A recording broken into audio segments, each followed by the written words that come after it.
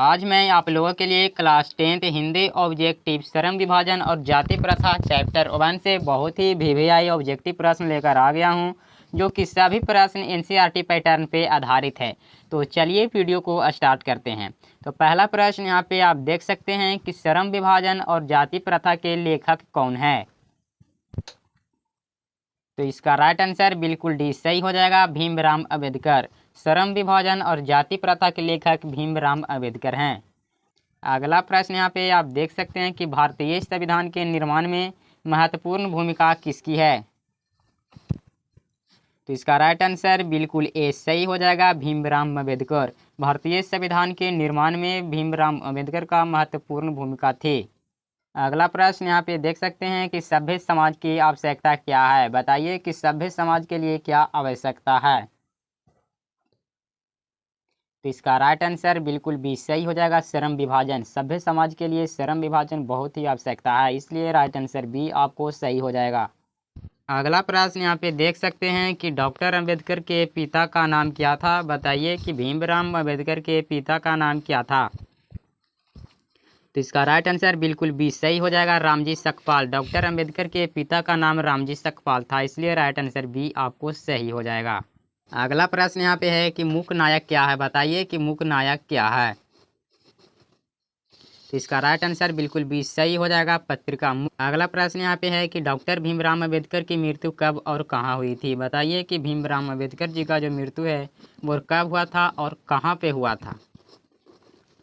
तो इसका right answer बिल्कुल ए आपको सही हो जाएगा, 1956 ईस्वी में, और इनका जो मृत्यु है वो दिल्ली में हुआ था, इसलिए राइट आंसर ए आपको सही हो जाएगा। अब प्रश्न है कि डॉक्टर भीमराव अंबेडकर का जन्म कब हुआ था। बहुत ही वीवीआई प्रश्न है, यह प्रश्न आप जरूर रट लीजिएगा, क्योंकि यह प्रश्न जो है वो बिहार बोर्ड ने बहुत बार पूछ चुका है, इसलिए प्रश्न जो है बहुत ही इम्पोर्टेंट है। तो इसका राइट आंसर बिल्कुल डी सही हो जाएगा, 14 अप्रैल 1891। डॉक्टर भीमराव अंबेडकर का जन्म 14 अप्रैल 1891 ईस्वी को हुआ था। अगला प्रश्न यहाँ पे है कि सभ्य समाज की आवश्यकता क्या है।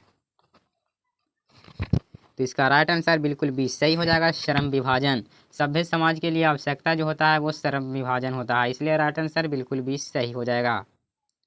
अगला प्रश्न यहाँ पे देख सकते हैं कि श्रम विभाजन और जाति प्रथा क्या है। बताइए कि श्रम विभाजन और जाति प्रथा इनमें से क्या है। ए में आपको कहानी, बी में भाषण, सी में निबंध और डी में साक्षात्कार। राइट आंसर बिल्कुल सी सही हो जाएगा, निबंध। श्रम विभाजन और जाति प्रथा एक प्रकार का निबंध है। अगला प्रश्न यहाँ पे है कि अंबेडकर का जन्म किस परिवार में हुआ था। ए राइट आंसर बिल्कुल सी सही हो जाएगा, दलित। भीमराव अंबेडकर का जो जन्म हुआ था वो दलित परिवार में हुआ था, इसलिए राइट आंसर बिल्कुल सी आपको सही हो जाएगा।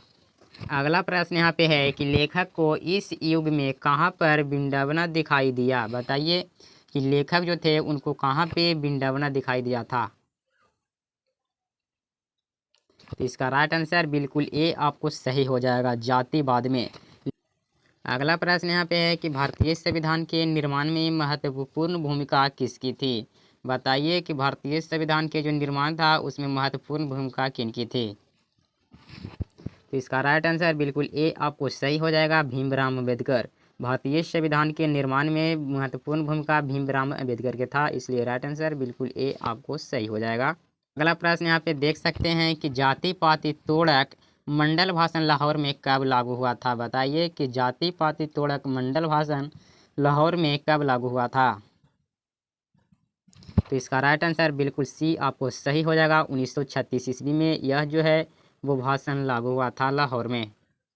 अगला प्रश्न है कि डॉक्टर अंबेडकर किस वर्ग के परिवार में जन्म लिए थे। तो इसका राइट आंसर बिल्कुल सी सही हो जाएगा, दलित वर्ग। अब अगला प्रश्न है कि जातिवाद के पोषकों द्वारा श्रम विभाजन किसका दूसरा रूप माना जाता है।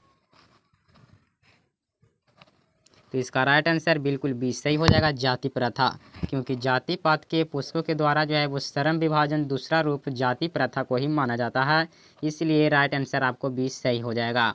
तो यह वीडियो आपको अच्छा लगे तो वीडियो को लाइक और चैनल को सब्सक्राइब करना ना भूलिएगा।